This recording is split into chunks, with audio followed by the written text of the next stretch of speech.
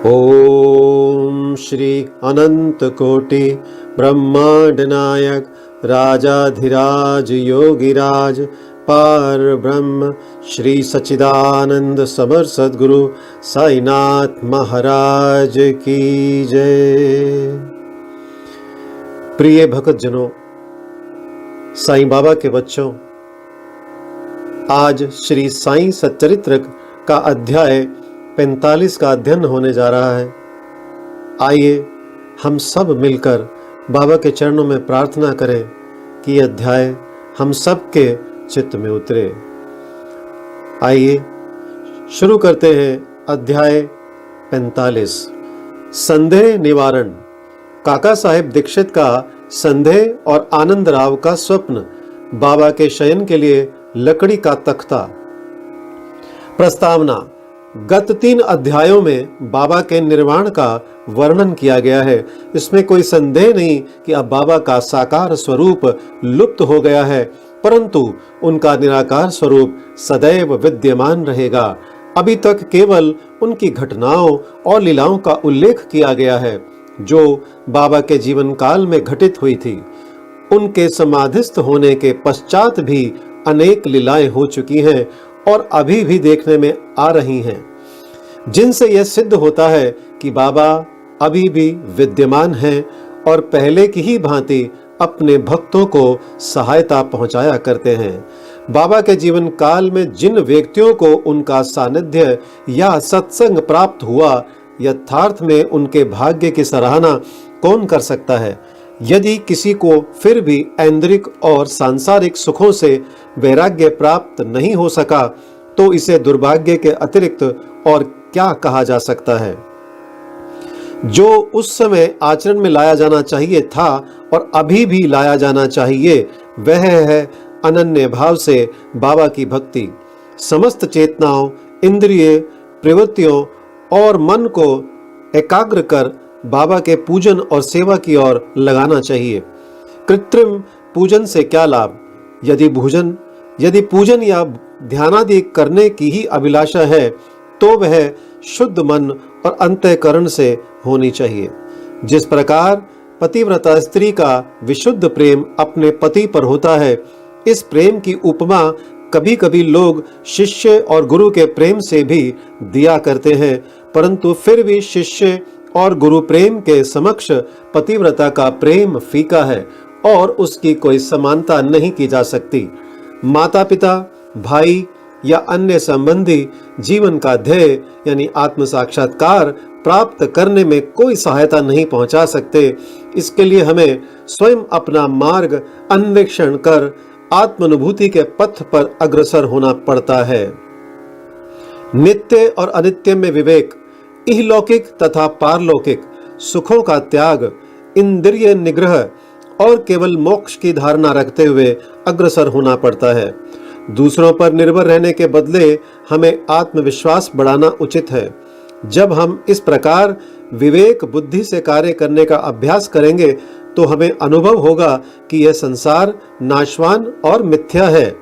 इस प्रकार की धारणा से सांसारिक पदार्थों में हमारी आसक्ति उत्तरोत्तर घटती जाएगी और अंत में हमें उनसे वैराग्य उत्पन्न हो जाएगा।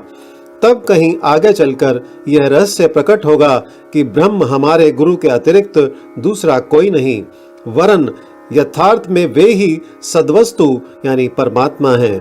और यह रहस्योद्घाटन होता है कि यह दृश्यमान जगत उनका ही प्रतिबिंब है। अतः इस प्रकार हम सभी प्राणियों में उनके ही रूप का दर्शन कर उनका पूजन करना प्रारंभ कर देते हैं। और यही समत्व भाव दृश्यमान जगत से विरक्ति प्राप्त कराने वाला मूल मंत्र है कि इस प्रकार जब हम ब्रह्म या गुरु की अनन्य भाव से भक्ति करेंगे, तो हमें उनसे अभिन्नता की प्राप्ति होगी और आत्मानुभूति की प्राप्ति सहज हो जाएगी।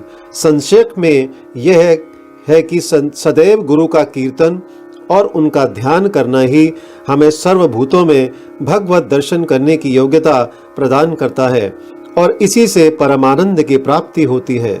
निम्नलिखित कथा इस तथ्य का प्रमाण है। काका साहेब का संदेह तथा आनंदराव का स्वप्न। यह तो सर्वविदित ही है कि बाबा ने काका साहेब दीक्षित को श्री एकनाथ महाराज के दो ग्रंथ यानी पहला श्रीमद् भागवत और दूसरा भावार्थ रामायण का नित्य पठन करने की आज्ञा दी थी। काका साहेब इन ग्रंथों का नियम पूर्वक पठन बाबा के समय से करते आए हैं और बाबा के समाधिस्थ होने के उपरांत अभी भी वे उसी प्रकार अध्ययन कर रहे हैं। एक समय चौपाटी बंबई में काका साहेब प्रातःकाल एकनाथी भागवत का पाठ कर रहे थे। माधवराव देश पांडे यानी श्यामा और काका महाजनी भी उस समय वहां उपस्थित थे तथा ये दोनों ध्यान पूर्वक पाठ श्रवण कर रहे थे। उस समय 11वें स्कंद के द्वितीय अध्याय का वाचन चल रहा था, जिसमें नवनाथ अर्थात ऋषभ वंश के सिद्ध यानी कवि हरि, अंतरिक्ष, प्रबुद्ध, पिप्लायन, आर्विहोत्र, द्रुमिल, चमस और करभाजन का वर्णन है। उन्होंने भागवत धर्म की महिमा राजा जनक को समझाई थी। राजा जनक ने इन नवनाथों से बहुत महत्वपूर्ण प्रश्न पूछे और इन सभी ने उनकी शंकाओं का बड़ा संतोषजनक समाधान किया था। अर्थात कवि ने भागवत धर्म, हरि ने भक्ति की विशेषताएं, अंतरिक्ष ने माया क्या है, प्रबुद्ध ने माया से मुक्त होने की विधि, पिप्लायन ने पार ब्रह्म के स्वरूप, अर्विहोत्र ने कर्म के स्वरूप, द्रुमिल ने परमात्मा के अवतार और उसके कार्य, चमस ने नास्तिक की मृत्यु के पश्चात की गति एवं करभाजन ने कलिकाल में भक्ति की पद्धतियों का यथाविधि वर्णन किया। इन सब का अर्थ यही था कि कलयुग में मोक्ष प्राप्त करने का एकमात्र साधन केवल हरि कीर्तन या गुरु चरणों का चिंतन ही है।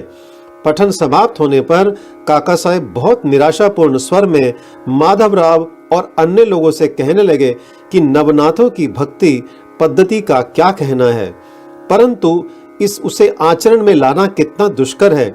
नाथ तो सिद्ध थे, परंतु हमारे समान मूर्खों में इस प्रकार की भक्ति का उत्पन्न होना क्या कभी संभव हो सकता है? अनेक जन्म धारण करने पर भी वैसी भक्ति की प्राप्ति नहीं हो सकती, तो फिर हमें मोक्ष कैसे प्राप्त होगा? ऐसा प्रतीत होता है कि हमारे लिए तो कोई आशा ही नहीं है। माधवराव को यह निराशावादी धारणा अच्छी ना लगी। वे कहने लगे कि हमारा अहोभाग्य है जिसके फलस्वरूप भी हमें साईं सदृश अमूल्य हीरा हाथ लग गया है।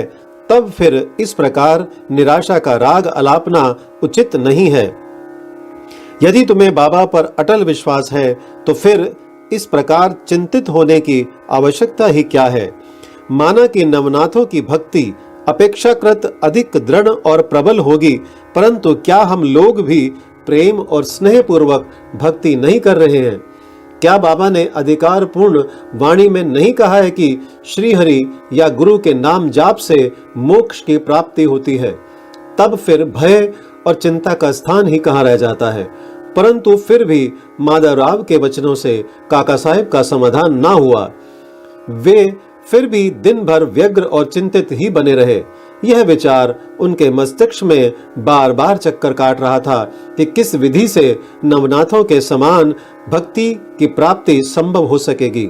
एक महाशय जिनका नाम आनंदराव पखाड़े था, माधवराव को ढूंढते ढूंढते वहां आ पहुंचे। उस समय भागवत का पठन हो रहा था। श्री पाखाड़े भी माधवराव के समीप ही जाकर बैठ गए और उनसे धीरे धीरे कुछ वार्ता करने लगे। वे अपना स्वप्न माधवराव को सुना रहे थे। इनकी कानाफूसी के कारण पाठ में विघ्न उपस्थित होने लगा। अतएव काका साहब ने पाठ स्थगित कर माधवराव से पूछा कि क्यों, क्या बात हो रही है? माधवराव ने कहा कि कल तुमने जो संदेह प्रकट किया था, यह चर्चा भी उसी का समाधान है। कल बाबा ने श्री पाखाड़े को जो स्वप्न दिया है, उसे इनसे ही सुनो। इसमें बताया गया है कि विशेष भक्ति की कोई आवश्यकता नहीं, केवल गुरु को नमन या उनका पूजन करना ही पर्याप्त है। सभी को स्वप्न सुनने की तीव्र उत्कंठा थी और सबसे अधिक काका साहेब को। सभी के कहने पर श्री पाखाड़े अपना स्वप्न सुनाने लगे, जो इस प्रकार है। मैंने देखा कि मैं एक अथाह सागर में खड़ा हूँ। पानी मेरी कमर तक है और अचानक ही जब मैंने ऊपर देखा तो साईं बाबा के श्री दर्शन हुए।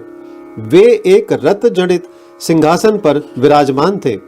उनके श्री चरण जल के भीतर थे।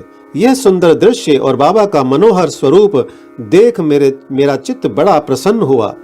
इस स्वप्न को भला कौन स्वप्न कहेगा। मैंने देखा कि माधवराव भी बाबा के समीप ही खड़े हैं और उन्होंने मुझसे भावपूर्ण शब्दों में कहा कि आनंदराव, बाबा के श्री चरणों पर गिरो। मैंने उत्तर दिया, मैं भी तो यही करना चाहता हूं, परंतु उनके श्री चरण तो जल के भीतर हैं। अब बताओ कि मैं कैसे अपना शीश उनके चरणों पर रखूं। मैं तो निस्सहाय हूं। इन शब्दों को सुनकर श्यामा ने बाबा से कहा कि अरे देवा, जल में से कृपा कर अपने चरण बाहर निकालिए ना। बाबा ने तुरंत चरण बाहर निकाले और मैं तुरंत उनसे लिपट गया। बाबा ने मुझे यह कहते हुए आशीर्वाद दिया कि अब तुम आनंद पूर्वक जाओ, घबराने या चिंता करने की कोई आवश्यकता नहीं, अब तुम्हारा कल्याण होगा।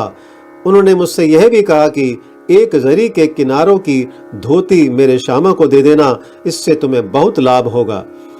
बाबा की आज्ञा को पूर्ण करने के लिए ही श्री पखाड़े धोती लाए और काका साहब से प्रार्थना की कि कृपा करके इसे माधवराव को दे दीजिए, परंतु माधवराव ने उसे लेना स्वीकार नहीं किया।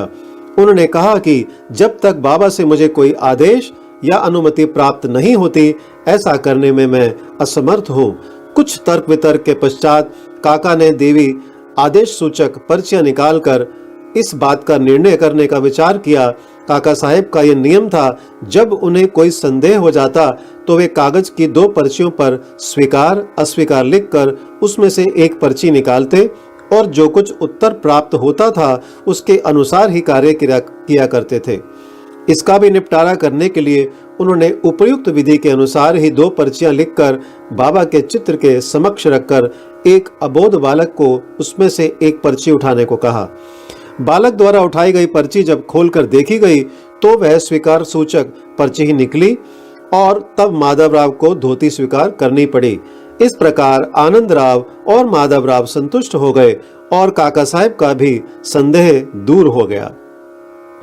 इससे हमें ये शिक्षा मिलती है कि हमें अन्य संतों के वचनों का उचित आदर करना चाहिए, परंतु साथ ही साथ यह भी परम आवश्यक है कि हमें अपनी मां अर्थात गुरु पर पूर्ण विश्वास रख उनके आदेशों का अक्षरंश पालन करना चाहिए, क्योंकि अन्य लोगों की अपेक्षा हमारे कल्याण की उन्हें अधिक चिंता है।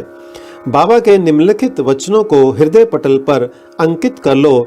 इस विश्व में असंख्य संत हैं, परंतु अपना पिता यानी गुरु ही सच्चा पिता सच्चा गुरु है। दूसरे चाहे कितने ही मधुर वचन क्यों ना कहते हो, परंतु अपना गुरु उपदेश कभी नहीं भूलना चाहिए। संक्षेप में सार यही है कि शुद्ध हृदय से अपने गुरु से प्रेम कर उनकी शरण जाओ और उन्हें श्रद्धा पूर्वक साष्टांग नमस्कार करो।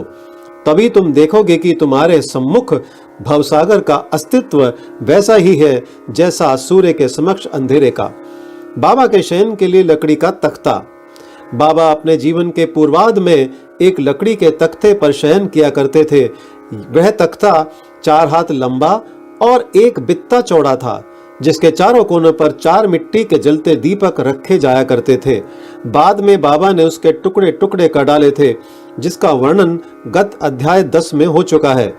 एक समय बाबा उस पटिये की महत्ता का वर्णन काका साहेब को सुना रहे थे, जिसको सुनकर काका साहेब ने बाबा से कहा कि यदि अभी भी आपको उससे विशेष स्नेह है तो मैं मस्जिद में एक दूसरी पटिया लटकाए देता हूँ, आप सुख पूर्वक उस पर शयन किया करें।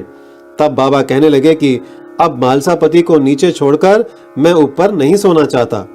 काका साहब ने कहा कि यदि आज्ञा दे तो मैं एक और तख्ता मालसापति के लिए भी टांग दूं। बाबा बोले कि वे इस पर कैसे सो सकते हैं, क्या यह कोई सहज कार्य है? जो उस गुण से संपन्न हो वही ऐसा कार्य कर सकते हैं। जो खुले नेत्र रखकर निद्रा ले सके वही इसके योग्य है। जब मैं शयन करता हूँ तो बहुधा मालसापति को अपने बाजू में बैठाकर उनसे कहता हूँ कि मेरे हृदय पर अपना हाथ रखकर देखते रहो कि कहीं मेरा भागवत जाप बंद ना हो जाए, और यदि मुझे थोड़ा सा भी निद्रित में देखो तो तुरंत जागृत कर दो। परंतु उससे तो यह भी नहीं हो सकता, वह तो स्वयं ही झपकी लेने लगता है और निद्रामग्न होकर अपना सिर डुलाने लगता है। और जब मुझे भगत का हाथ पत्थर सा भारी प्रतीत होने लगता है तो मैं जोर से पुकार उठता हूं कि ओ भगत।